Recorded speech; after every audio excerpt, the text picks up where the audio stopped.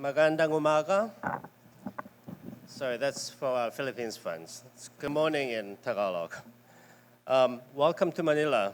We're especially pleased to welcome you to the Manila Hotel, because as some of you know, this is the place that has witnessed so many important moments in the long history of friendship and alliance between the United States and the Philippines.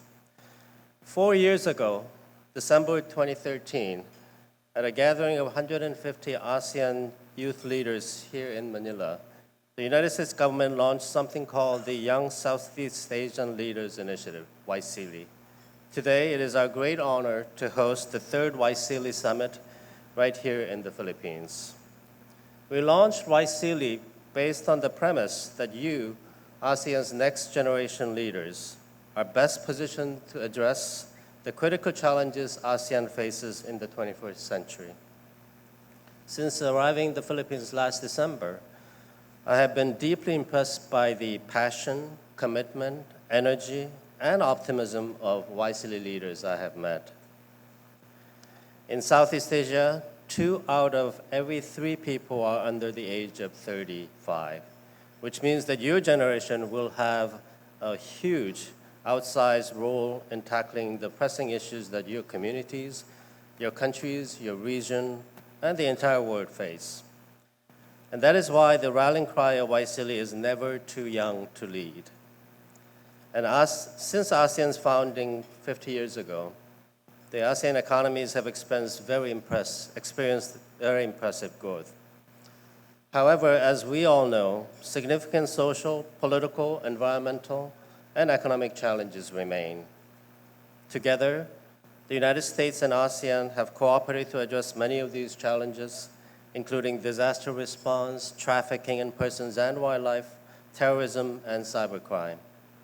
These challenges are complex and involve multiple stakeholders across international borders and require strong bilateral and multilateral cooperation. Researchers have developed leadership techniques to help individuals and organizations deal with challenging situations in a wide range of contexts, from conflict stabilization to poverty alleviation and environmental sustainability to business. These advanced leadership models share several basic tenets and principles. For example, before we set out to solve global challenges, we must first understand the big picture, how all of the parts of a problem interact with one another. That is the systems thinking approach you will learn throughout the summit this week.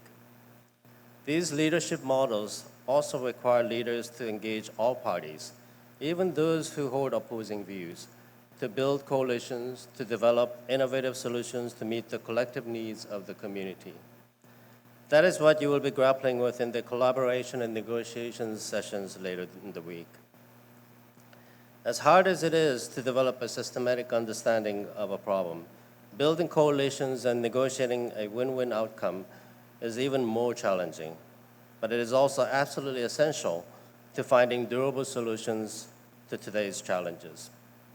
As both prosecutor and as a diplomat, I personally experienced many such situations.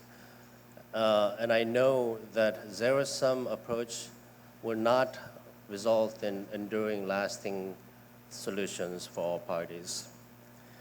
During the summit, we will also reflect upon 40 years of partnership between ASEAN and the United States. We will celebrate the successes and think together how to build an even more productive US-ASEAN partnership for the next 40 years. One that further supports economic integration, addresses transnational challenges, and expands maritime cooperation, promotes opportunity for women, and continues to cultivate emerging leaders like you. Lastly, the summit will be a platform for you to deepen collaboration with your fellow young leaders across the region. I understand that as part of the summit, you will be proposing projects to be implemented during YSEALI Unified in December of 2017. YSEALI Unified 2016 was the very first YSEALI event I attended since arriving in the Philippines last December. In fact, it was the very first public event that I attended as ambassador. And I was very impressed to see more than 16,000 young leaders across ASEAN working together to advance common goals in a youth-led day of service. So I really look forward to seeing how you use the skills you learned this week to come up with exciting programs and engagements for this December. I hope these few days you have here in Manila will be inspiring and rewarding, that you can take home new ideas, new skills, and new friendships that will strengthen your resolve to force a positive change in your communities.